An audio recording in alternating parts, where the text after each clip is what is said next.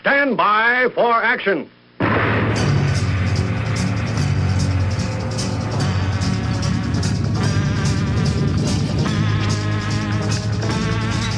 Thanks for joining me. My name is Dave Miller. I am the Unpleasant Blind Guy. I remember the last time when I said that as conservatives and as Americans, we should let President Trump know when we believe that he is going on the wrong course. Well, I think that we should also be prepared to support him openly, proudly, and vocally when he's doing the right thing. I'm going to read you some from an opinion piece originally published by the Brookings Institute from Daniel L. Byman, taken from Business Insider. Now this one came to me via the purveyor of BZ's Berserk Bobcat Saloon, which you can hear at 11 p.m. Eastern, Tuesday and Thursday on the SHR Media Network.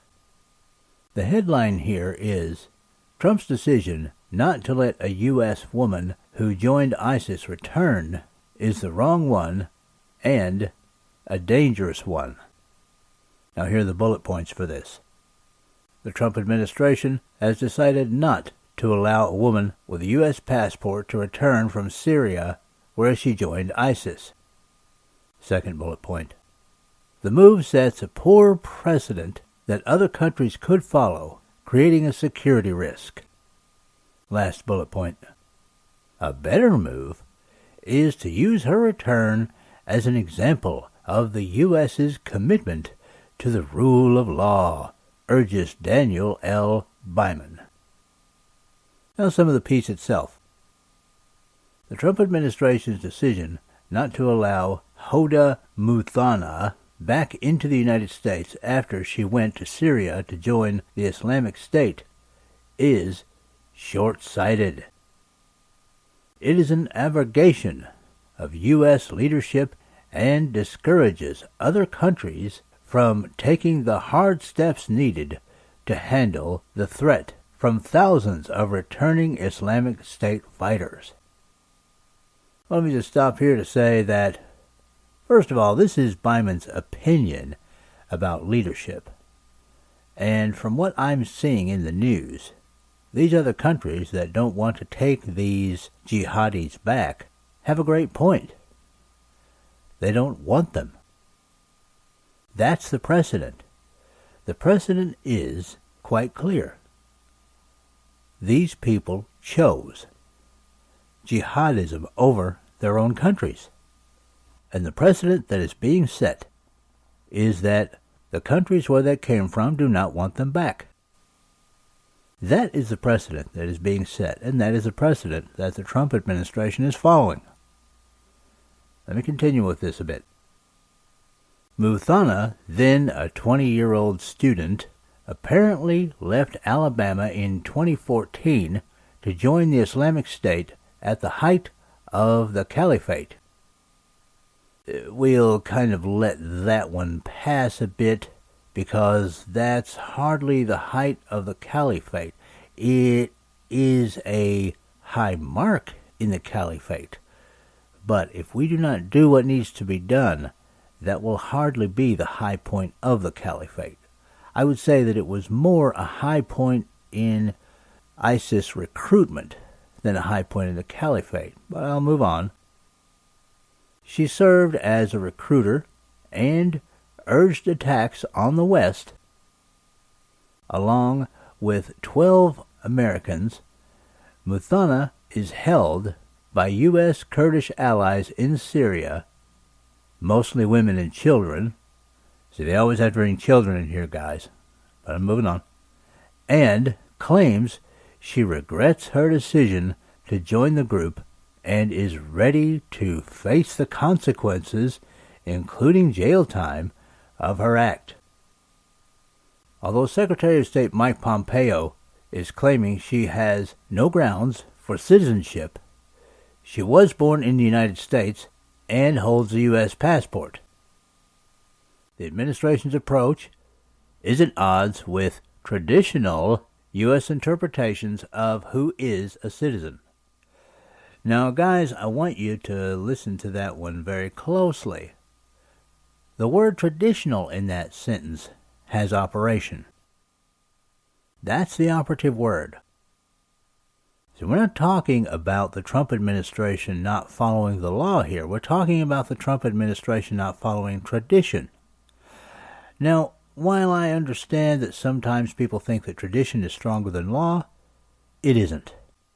And it certainly isn't strong enough to be used as a shoehorn to let this jihadi and her little shaheeds, or any other jihadi and their little shaheeds, back into the country. I'll continue with the article. The United States has well-resourced police and federal law enforcement services and strong counterterrorism laws. If Muthana returns for trial, she will not pose a threat. If Muthana voluntarily joined the Islamic State, as seems likely, she should be allowed home, given a trial, and serve the appropriate penalty under law for providing support to a terrorist organization and other crimes. Alright, that's all I'm going to read from this Byman individual. You can find it, as well as other source materials, at UBG Contact on Twitter. That's where you can contact me with comments, questions, show suggestions, Awesome American suggestions. I'm also reachable as Dave Milner on Facebook, the Tea Party Community, and MeWe, and a Magador on Trumptown and Gab. Now, yes, we do have law enforcement, we do have counterterrorism mechanisms here in the United States of America, none of which is foolproof against terrorist attacks in the United States of America, as has sadly been demonstrated many times in recent years, and none of which is an argument for letting this woman back into the country. This may have come from the Brookings Institute, but this sounds almost as if it's coming from the Southern Poverty Law Center.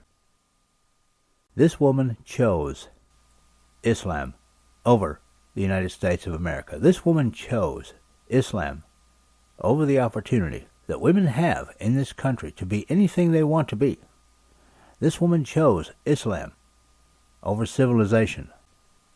And her story is being repeated all over the West now. Countries are being urged, mostly by the left, to take these jihadis back in, and to take in their children. And we're being told that if we don't take them back in, that somehow we're the bad guys, that somehow we're not being fair. Well, guys, I've been thinking a lot about an old form of punishment, and it's called shunning. It's when society decides that someone has acted in such an egregious manner that they'll just turn their backs on them. That they'll just say, you know what? We don't want to have anything to do with you anymore. Now, some people will say, well, that's what prisons are for. Well, that's really not 100% shunning. You see, if we let these people back into our nations, we are creating an opportunity for leftists who could gain power in the future to just pardon them from any prison sentences that they might happen to get. And then they'll be back out walking the streets, preaching Islam, planning and committing terrorist attacks on non-Muslims. Shunning is the only thing that works for these people, and it's a great example for others. If we stick with this course, and I'm encouraging President Trump to do so, and I'm praising him for doing it so far, then the message we will send is clear. If you do not want to be a part of the social dynamic that is the United States of America, and you choose over that to be a jihadi, to be someone who approves of, and maybe even sometimes helps carry out, acts like beheadings, burning people alive in cages, drowning people, seeing people raped, otherwise tortured, watching and possibly participating in the torture of domestic animals like dogs and cats. If you've made those choices, don't later come back and try to gain acceptance again in civil society, because civil society will rightfully shun you. See, folks, I know there are some who are going to disagree with me, but what these ISIS jihadis did is Islam. It is the true face of Islam. In the end, even though some people know a nice Muslim and they say that would never happen, it always happens. Population density of Muslims becomes large enough, and eventually you have an Islamic State. And no one who is a non-Muslim has any rights except those of a third-class citizen. I make no secret of the fact that even though as an American it makes me sick to pick out a group and say that they should not be a part of our nation, that Islam should not be a part of the fabric of the United States of America, that it is an enemy ideology. And no, I'm not talking about killing Muslims or hurting Muslims, but I do hate Islam, and I hate Islam with very good reason. Just listen back to some of my shows, and you'll see why. If you want instruction on Islam, listen to some of Usama Dakdok's programs, revealing the truth about Islam. It's really good, amazing stuff. But to the issue at hand, when someone chooses barbarity over civilization, that's a permanent choice, particularly if they have participated in that barbarity. At that point, we must shun that person. So, I praise President Trump and his administration for the choice that they have made, and I encourage President Trump to stay the course on this. Mr. President, don't listen to your wife. Don't listen to any other advisors at the White House who try to convince you that the press is going to like you if you change your mind on this. Stay the course. Your base and other people will be behind you. Now, let's get to the last part in this series, giving a closer examination of the Brexit issue. Now, folks, this has been the longest series that I've ever done, but it is very important. We wrap up the series by giving possible reactions that the EU would have if the United Kingdom left the EU. And some of these people are going to blow your mind. And yes, Americans, this is important, because as we spoke about in the last episode concerning this, we need to focus on the United Nations and removing ourselves, the United States of America, from that body.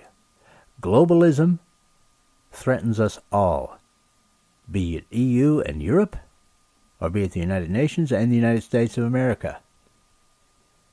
It's time to dump globalism.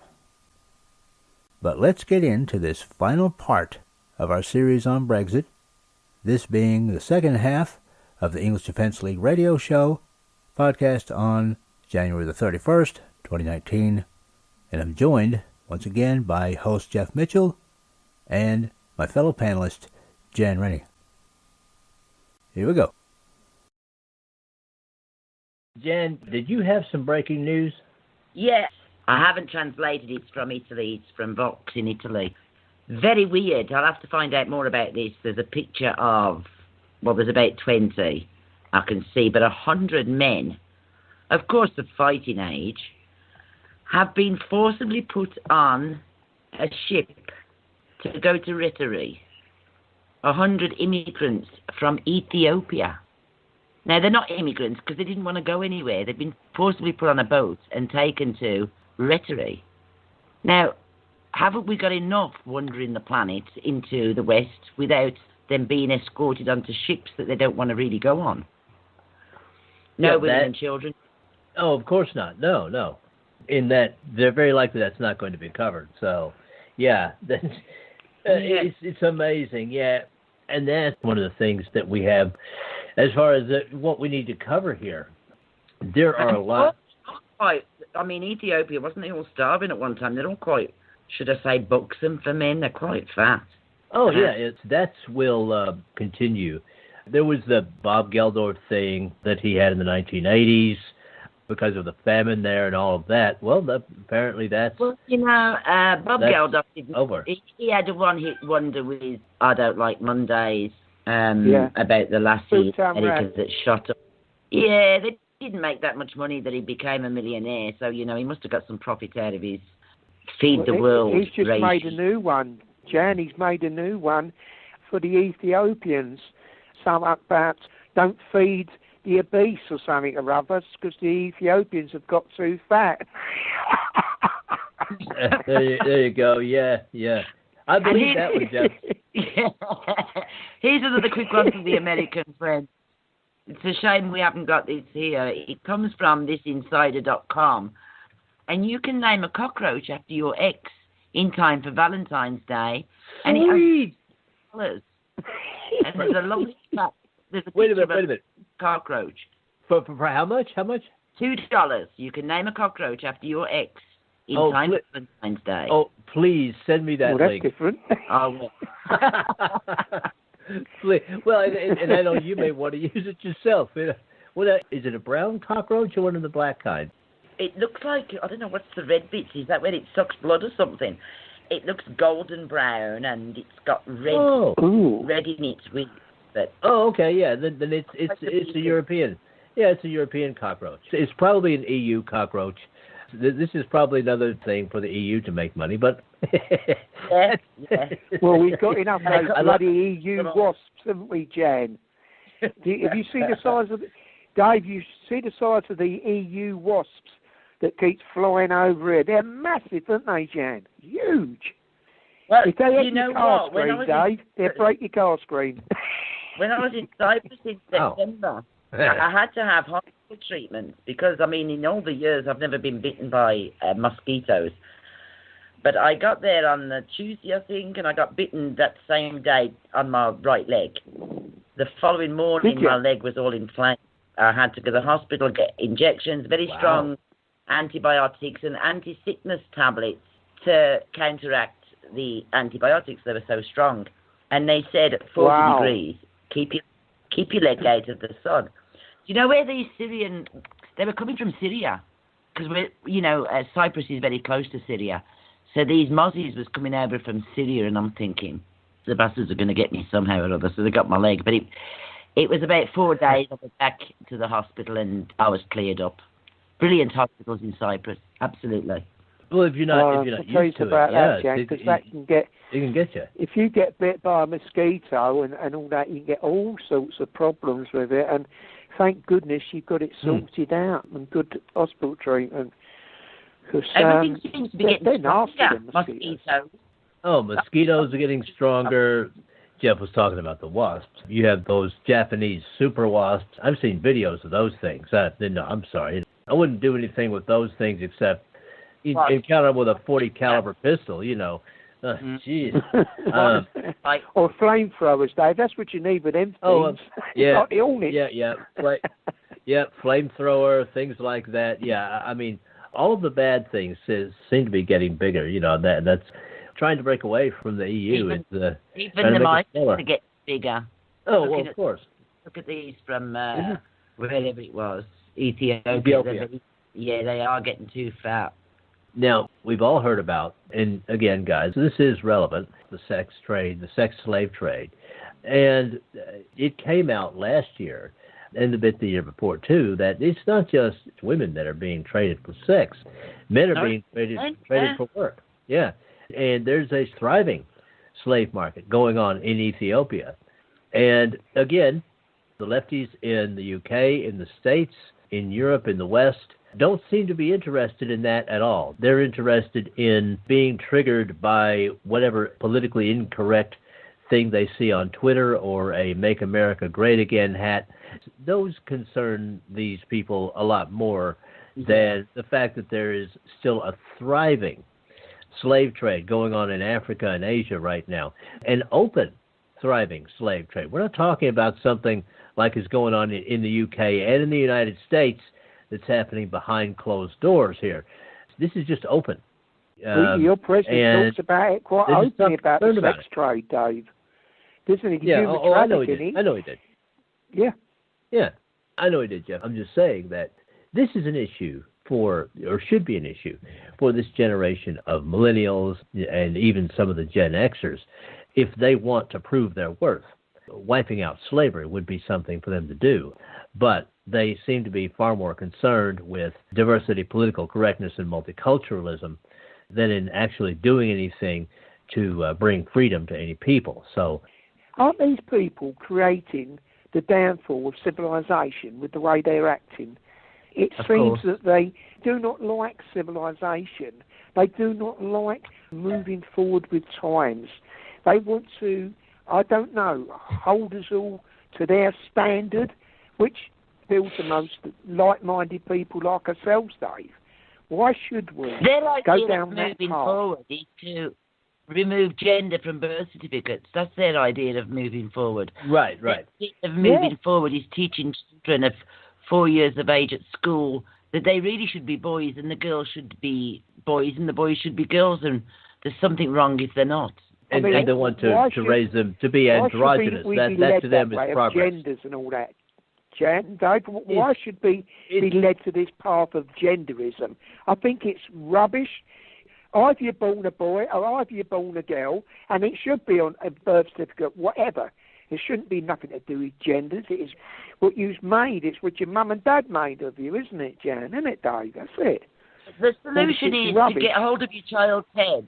The solution is, in my opinion, to get hold of your child's head before the teachers in schools do. Oh, absolutely, yes. And if it's at all possible, and I know it's more difficult in the UK than it is here in the States, but if it's at all possible, homeschool your kids, because this is a weakening of our children. I mean, we already have children that don't know history, and that is why they can be so easily duped by the left. They don't know that there was such a thing as the Holocaust or things of that nature. My grandsons are homeschooled. They're not in that system at all. No. Oh, well, good. That is a good thing.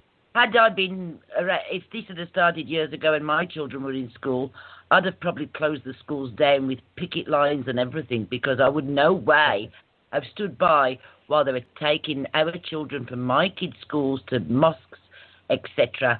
I would have had the place in an uproar. I'd have put letters out. I'd have gone to Parliament. I just don't understand these parents who sit back and say, well, what can we do? It's part of the education. No, it's not. Yeah, no. I'm lucky with my grandchildren, Jan, that, my boys, they're not going to let them do all that crap. And, my grandchildren, they're quite savvy, with the way they are, that they don't want this sort of thing forced down their throats, because in the purpose of life, isn't it, is to make your own decisions, not by what the schools try to put upon you. You're supposed to learn this. Why learn about Islam? None of us want to know about this evil. Let's learn about the true facts of Islam. Excuse me, my voice is going to be funny, Jan. Yep. Yeah, well... Play some videos. I mean, if you want to... I don't know. Oh, yeah, well... The beheadings and the stoning of women. Start with those videos. Or, and these are the ones that disturb us the most.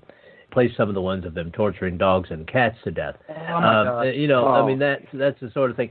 And it's the sort of thing, honestly, that the EU wants to spread, too. Now, I want to get to this next story, guys. As I say, we're moving into a new phase with this stuff. And this is what we've been hearing about for almost a week, certainly since a few days after May won her series of amendment votes, all right? And this one is put out by the Telegraph, and it was updated today. All right, here's the headline. EU plots to sue Britain unless May forks over £39 billion. Now, Americans, last time I looked at the exchange rate, that was £1 for every $1.60, so do the math. Divorce bill in a no-deal scenario. Now, the subhead on this one is EU chiefs will demand Britain hands over the entire £93 billion divorce bill, even in the event of a no-deal Brexit. It has emerged. Eurocrats will use the threat of legal action to ensure Britain continues to hand over the vast fee that was negotiated as part of Theresa May's doomed Brexit deal. The plans, this apparently was the plan B, the plans will infuriate Brexiteers who have been worked up in Brussels to ensure the political project's budget isn't wrecked by a no-deal divorce. A senior EU official revealed the proposals as part, oh God, the writing here is terrible, as part the Commission's final no-deal contingency announcement. The powerful Brussels executive invested that all commitments taken by the 28 member states should be honored by the 28 member states. That's them quoting here. A statement added, this is also true in a no-deal scenario where the UK would be expected to continue to honor all commitments made during EU membership. Ha! Okay, now continue. Brexiteers have hoped that the threat of Brussels losing on the billions of pounds would be enough to force a last-minute EU compromise. But a senior Commission official denounced the intimidation attempts and rebuked any concerns. They said the financial obligations would need to be dealt with. We want to avoid very disruptive and sudden consequences which would be difficult to handle. In other words, they want their money, as is what it is. If you want to stay friends, you don't go to court, the source added.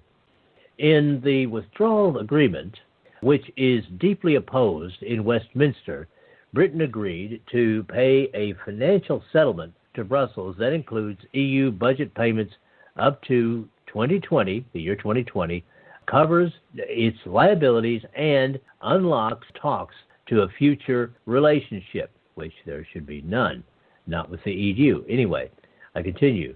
But the £39 billion fee would be scrapped in a no-deal scenario, which would lead Brussels to pressure Britain to agree to hand over the cash anyway by April the 18th, 2019. Yeah, good luck with that. The EU openly admits the extra funds would help soften the impact of no deal in areas such as agriculture and research funding and line their pockets. Oh, I'm sorry, that wasn't in part of the story. Let me continue. The Commission maintains that its no-deal plans cannot replicate the withdrawal agreement, is unliteral, and is aimed at mitigating the most disruptive effect on EU 27 stakeholders. Okay? Last year, Dominic Raab, a former Brexit secretary, said the government would not pay the terms of the financial settlement as agreed with the EU as part of the withdrawal deal. And that is it. Jeff and Jan? Yeah. I wouldn't give we should pay that. I mean, you know, all this, what they're just trying to do is put a cosh on us. And I think you'd agree, Jan, but it's not going to happen. Yeah, we might be paying a certain... Jan, we'll be paying a certain amount of money for them. Why should we pay them anything? Sorry? Do you know what? We shouldn't be paying them anything. What really gets to me is this, guys out there, especially Americans that probably don't know this. But from the year dot from where we more or less joined the common market, as it was called, which was a market to trade only, and now we're in this so-called super state where they're dictating everything, even to how many people were to take in, etc., etc. From way back when we joined this common market that turned into an EU state, they paid our farmers to not plough their fields or work on them or grow anything.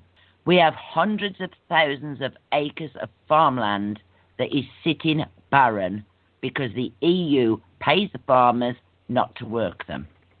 Now think about that. Yeah, it's a big...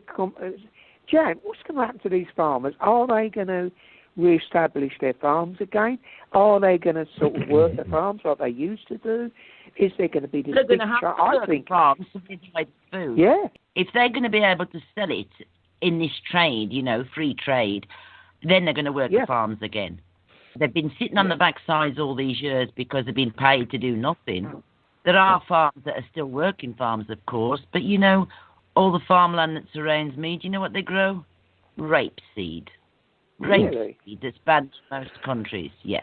Wow. But no, muggings will well, all you see in the summer is fields and fields of yellow rapeseed. I don't know what they do with it in the end, but well, what exactly is it? I don't know what they do with it, but I know that some parts of America, I'm not sure what states it's banned, and parts of Europe it's banned, but, we can stupidly grow it for the EU. But they're just going to have to open these farms up again to be... Maybe they want to have working farms, or have the sons had to do other things? I mean, there's young farmers that, we've got cattle farms, but we never have grown what we used to grow before the EU, before the common market.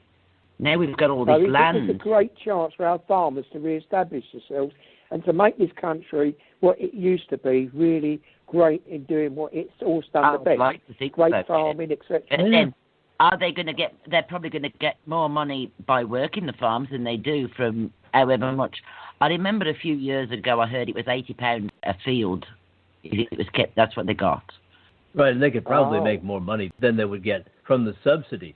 Now, guys, there's one more story here that we have time for, and this, in a way, is the most important one, because we know that the Brexit vote was the one way that people could express themselves against this uncontrolled migration of the Mohammedans into the UK, because otherwise they would be called thisists and thatists and thisophobes and natophobes, and the full weight of the UK government would come down on them for being quote-unquote racist, even though Islam is not a race.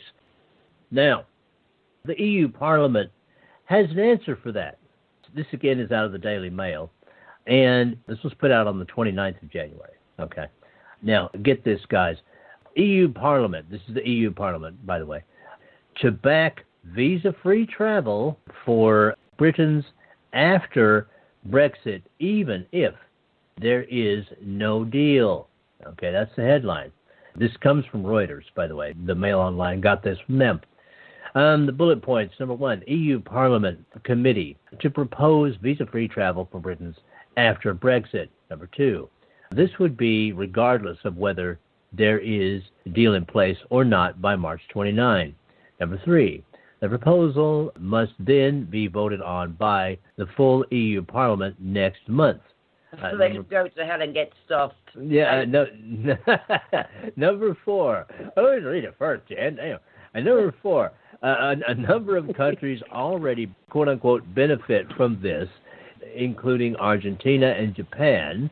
Number five, designed for trips less than 3 months and doesn't cover right to work in EU. Now, that's very interesting. Trips less than 3 months. You can do a lot in 2 months. You can do a lot to a lot of people. Now, I'm going to read the story. It's not very long.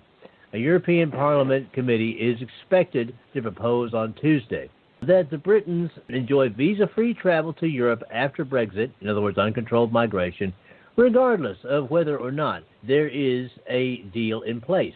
EU visa expectations cover short trips of up to 3 months, and currently some 60 countries in the world benefit, quote-unquote, from the system from Argentina to Japan to Ukraine. It is mostly designed for business and, quote-unquote, tourism, and does not cover the right to work in the EU. The committee's decision must then be endorsed by the full Parliament next month, the full EU Parliament, by the way, not even the UK Parliament, which is also likely as other EU institutions have backed a move for relaxed visa requirements for Britain after Brexit, provided London reciprocates. The parliamentary motion covers both a scenario under which Prime Minister Theresa May breaks the deadlock at home and manages to get the divorce deal she had negotiated with the EU ratified in the UK Parliament, as well as a no-deal Brexit. All right. It will also have to be agreed by the EU's Executive Commission and the European Council, which represents all member states of the Union. Parallel talks among EU states on letting Britons visit without visas following a no-deal Brexit were delayed last week, diplomatic sources said, after Spain raised objections over Gibraltar, a British territory to which Madrid lays claim.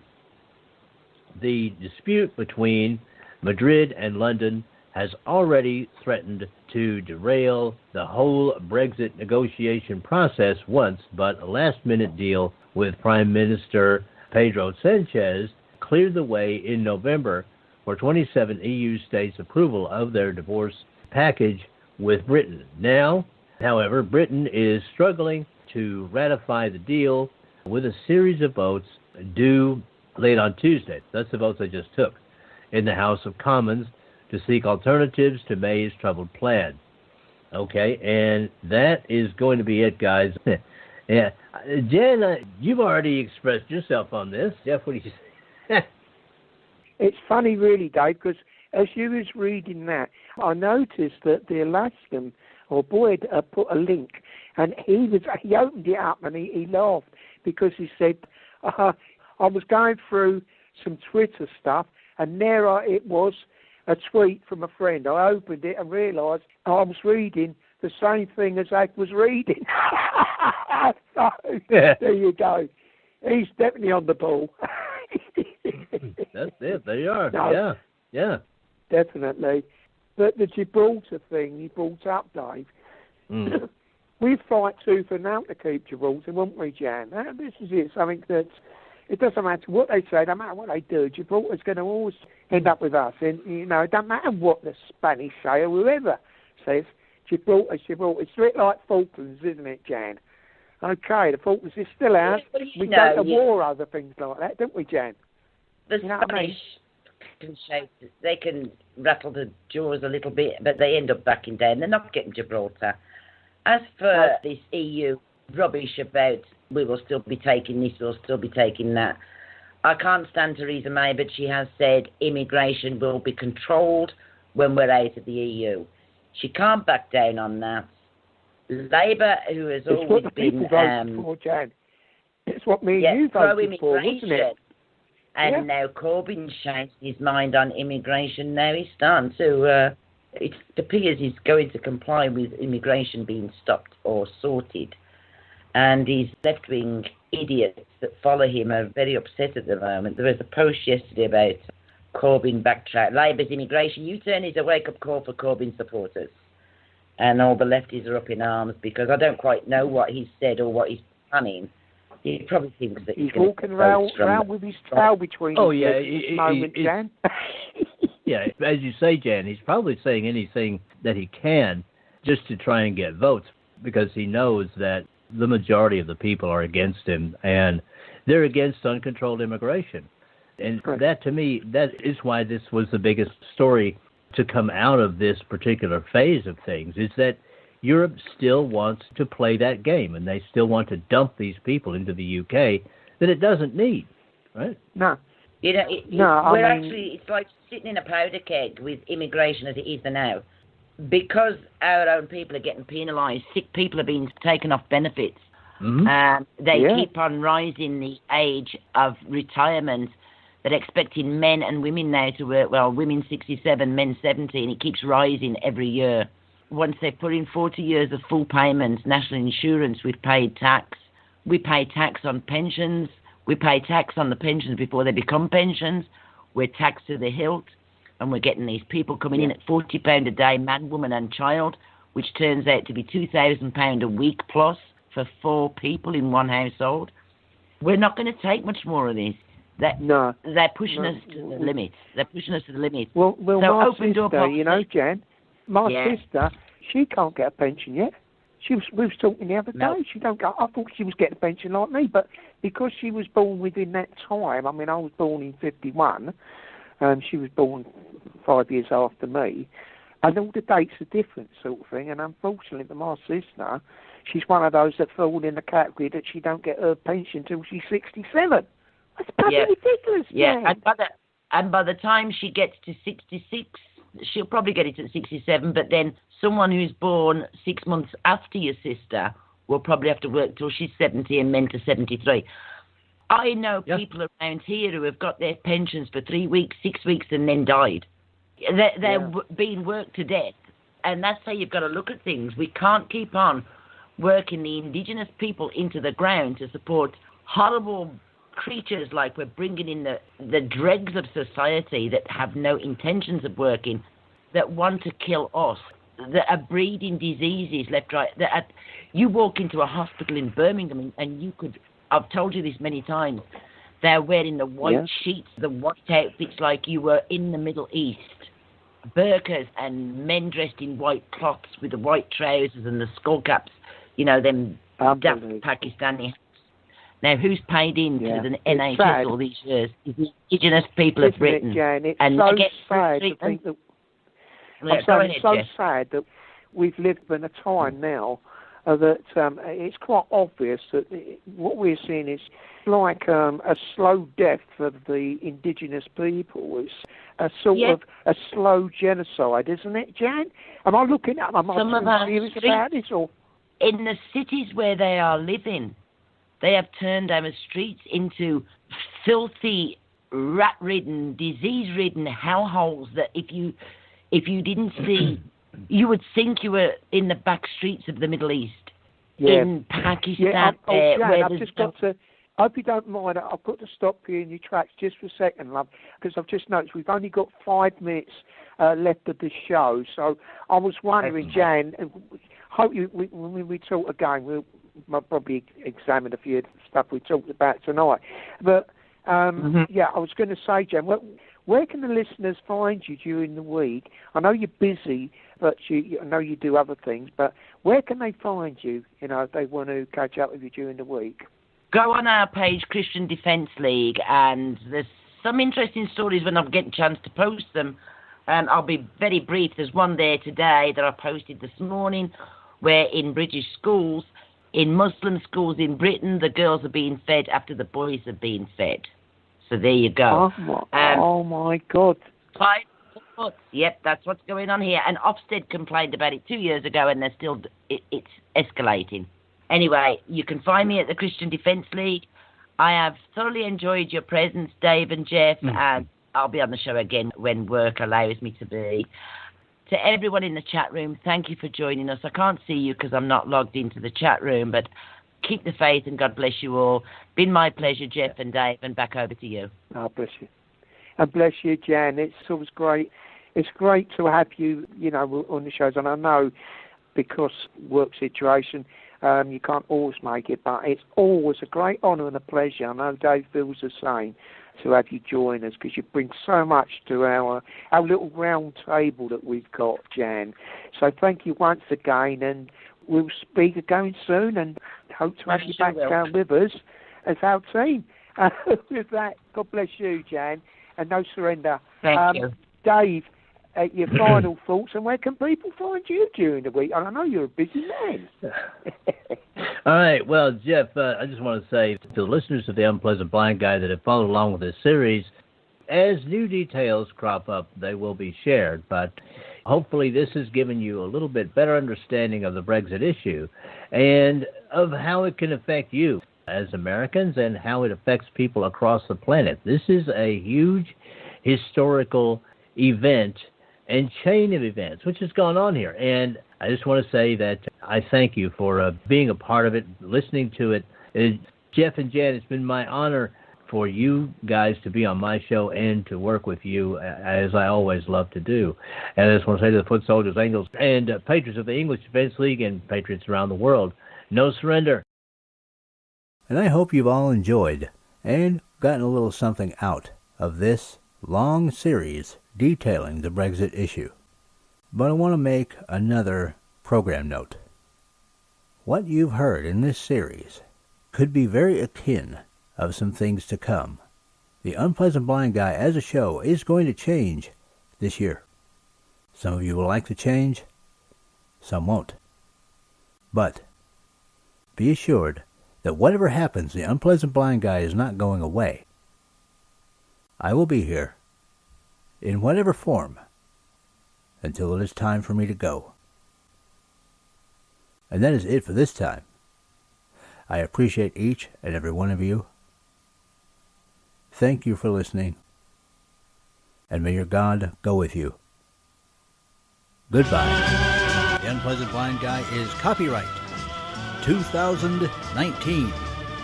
Anno Domini.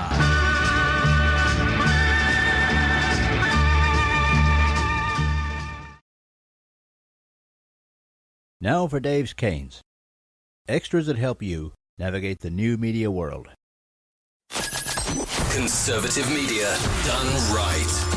You're listening to the SHR Media Network. Hey, this is Michael Wright. And I'm Shannon Wright. Join us for The Right Way with Shannon and Mike, Monday through Thursday from 7 to 9 a.m. right here on SHR Media. Why are they joining us? For fun things like sports, politics. Oh, maybe some news and entertainment? And all kinds of other things. Money and recipes and events, all kinds of stuff. Yeah, so join us Monday through Thursday, 7 to 9 a.m. here on shrmedia.com.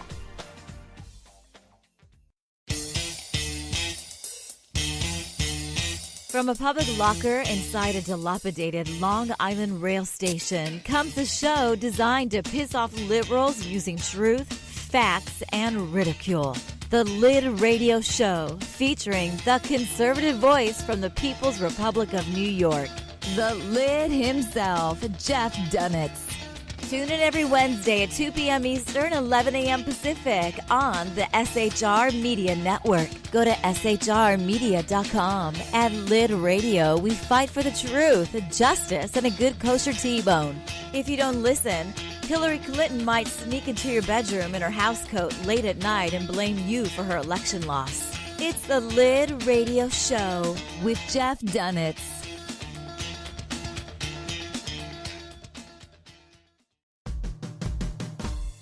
It's your business diva here, Melanie Collette. I am inviting you to a front row seat as I discuss some of the most intriguing details of wealth and finance with today's movers and shakers in the world of business. Listen in and discover financial truths on a global, domestic, and household scale. Uncover topics that will impact your wallet today and in the future. Money Talk with Melanie airs Monday through Friday, 5 p.m. East, 2 p.m. West, right here on SHR Media and High Plains Pundit Talk Radio. You can't afford to miss it.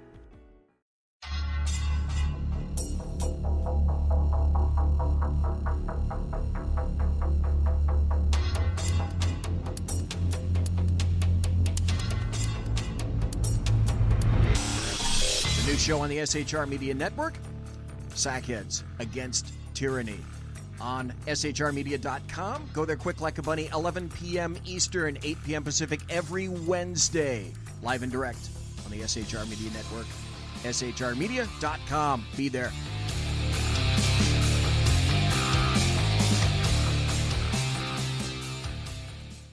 For 50 years, I've seen the American people blinded by corrupt politicians, a lapdog media, and deceptive Islam.